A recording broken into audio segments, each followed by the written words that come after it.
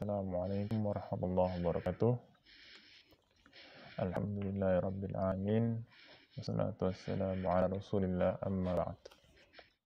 Kembali kita membahas kajian mengenai kaidah fikih yang berasal dari kitab yang bersumber dari kitab Al-Qawaid Fiqhiyah wa Tatbiqatuha fil Madhhab Syafi'i karangan Dr. Az-Zuhaili. Kita telah masuk ke kaidah keempat ya dari kaidah asasiyah fiqhiyah, yaitu kaidah yang berbunyi al-masyaqqah tajlibut taysir, atau kesulitan itu membawa kepada kemudahan. Ya. Kita akan jelaskan makna dari kaidah ini. Pertama,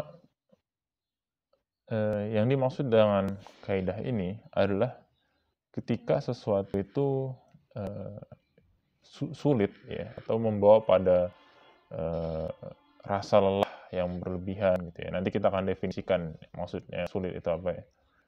Maka di situ di sini dikatakan wa yuslih al-mukallaf ghairu mutalab bihi. Ya. Jadi kesulitan itu membuat seseorang itu tidak dituntut untuk melakukan hal yang sulit tadi gitu ya. Annal haraj marfu'un syar'an binas ya. Wa mamnu'un al-mukallaf ya. Karena kesulitan itu memang bukan sesuatu yang dituntut ya oleh syariat untuk dikerjakan. Gitu ya. Nanti kita akan definisikan lebih jelas lagi. Ya. Dan hasilnya adalah imma raf'ul hukmi kulliyan ya. Entah itu ditinggalkan hukumnya semuanya ya, atau intiqal bi ila ma huwa aisar wa ashal, atau berpindah untuk mengerjakan sesuatu yang lebih ringan, lebih mudah gitu ya. Nah, pertama selanjutnya kita bahas mengenai rambu-rambunya ya. Kapan sebuah masyaqqah atau kesulitan itu tidak membawa pada kemudahan ya. Itu yang pertama ya, ketika alla takunu musaddamah linasin syar'i ya. Jadi ketika sebuah kesulitan itu harus dikerjakan ya. Karena kalau tidak dikerjakan itu akan bertabrakan ya dengan nas-nas syar'i. Maka dia tidak boleh ya untuk berpindah pada yang lebih ringan. Dia harus dikerjakan tuh gitu ya. Walaupun terasa berat gitu ya. Kemudian yang kedua, an takuna masyaqqah zailah 'anil hudud 'adiyah gitu ya. Ketika kesulitan itu merupakan sebuah tambahan ya dari sesuatu yang normal gitu ya. Seperti masyaqqah amal ya, hisabil ma'isyah gitu ya. Seperti kesulitan dalam bekerja gitu. Bekerja memang sulit gitu ya. Atau mencari nafkah yang memang sulit gitu ya. Maka tetap harus dikerjakan gitu ya. Kemudian alla takunu masyaqqah mimma la tanfaku 'anha ibadah ghaliban ya. Masyaqqatil bardi fil wudu ya. Ketika masyaqqah atau kesulitan itu memang dia merupakan bagian dari ibadah ya, dia tidak bisa dipisahkan. Ya, maka dia tidak boleh dicari kemudahannya, seperti ketika wudu terasa dingin gitu. Ya memang mau tidak mau harus dilakukan gitu ya. Wudu tetap harus dilakukan walaupun dingin ya. Kemudian masyaqqah shaum fi syiddatil har gitu ya. Cuaca panas gitu. Itu bukan berarti kita bisa membatalkan gitu, bukan berarti seperti itu gitu ya. Karena sudah menjadi bagian dari ibadah gitu ya. Kemudian alla takunu masyaqqah mimma la tanfaku anha taklif syar'iyyah ya. Kamasyaqqatil jihad ya. Ini ketika kesulitan itu memang tidak bisa dipisahkan ya, dari pembebanan atau dari syariat itu sendiri gitu ya. Seperti jihad, soalnya jihad memang sulit gitu ya. Maka tetap harus dilakukan gitu ya. Nah, kondisi-kondisi seperti tadi itu merupakan contoh atau prinsip rambu-rambu ketika kesulitan itu tidak bisa membawa pada kemudahan, gitu ya. Nah, kemudian di sini pembahasan selanjutnya adalah asbab takhfif wa tatbiqatil qaidah, ya. Sebab kenapa kita bisa menerapkan kaidah ini, ya.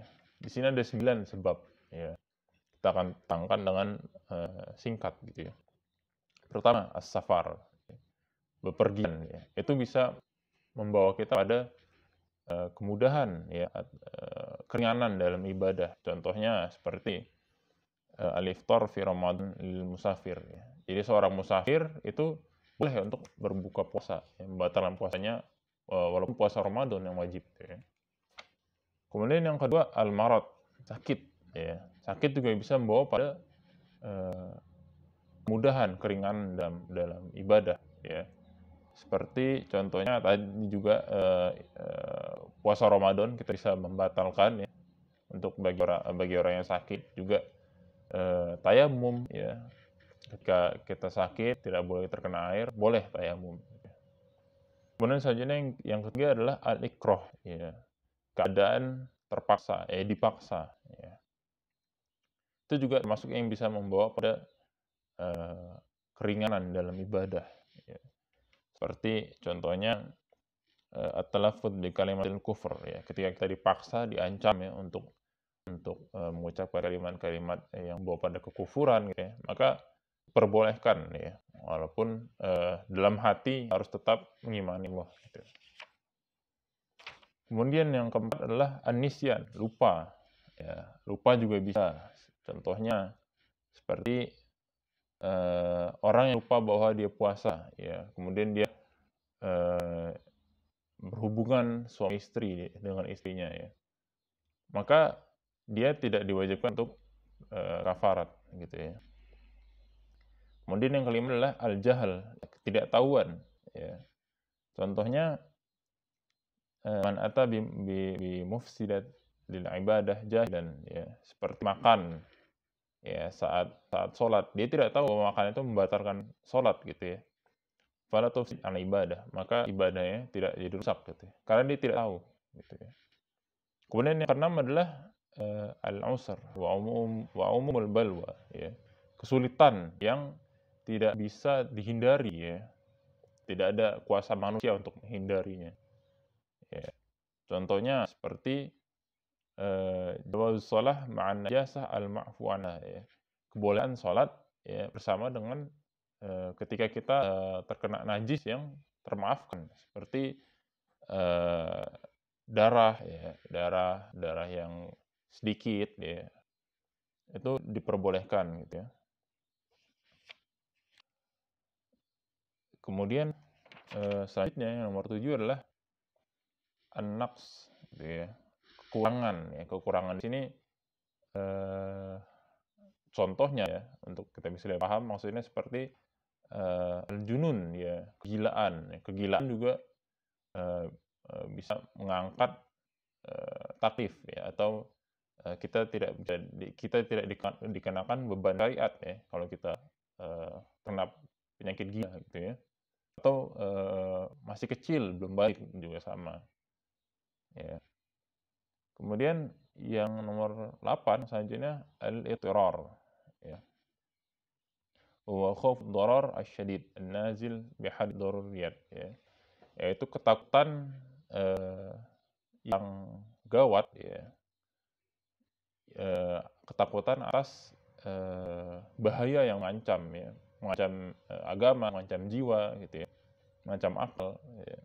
Contohnya seperti halul aklil mitah wal khinzir, ya. Kebolehan memakan bangkai, ya. Ketika kita di hutan, gitu ya, tersesat, maka kita boleh memakan bangkai, gitu ya. Karena keadaan yang memaksa kita, ya, mengancam jiwa kita, gitu. Maka boleh membawa ada keringanan. Dan yang terakhir adalah al-khata', ya, yaitu kesalahan, ya. Contohnya seperti al-khata' fit ta'aruf al-qiblah ya. Salah ya dalam kita sudah berijtihad mencari kiblat ternyata salah gitu. Kemudian contohnya lagi seorang mujtahid ya, seorang yang mencari sebuah hukum gitu ya, sudah di tingkat mujtahid, jika dia salah maka tidak mengapa gitu ya. Al-khata'. Kemudian yang terakhir ya, terdapat beberapa pengecualian ya dalam kaidah ini gitu ya. Di antaranya adalah yang pertama safar al-ma'siyah gitu ya. Tadi kita sebutkan bahwa safar merupakan salah satu sebab yang bisa membawa pada kemudahan dalam ibadah. Tapi kalau safarnya untuk tujuan maksiat, maka dia tidak berlaku kaidah ini gitu ya. Wa at-tadawi bil khamr gitu ya. Berobat dengan khamr gitu ya. Berobat, kita tahu berobat ketika memang darurat ya, kita boleh menggunakan zat-zat yang najis ya, seperti vaksin, ternyata ada zat yang babinya, jika itu darurat boleh, tapi khusus untuk khamr dia tetap tidak boleh digunakan untuk berobat gitu ya. Kemudian al-qatl ya, membunuh ya, membunuh itu tidak ada alasan untuk memperbolehkan membunuh gitu. Walaupun sekalipun kita diancam dipaksa untuk membunuh, tetap tidak boleh qatl ya. Mungkin itu saja pembahasan mengenai kaidah ini gitu ya. Karena singkatnya waktu, kurang lebihnya mohon maaf. Assalamualaikum warahmatullahi wabarakatuh.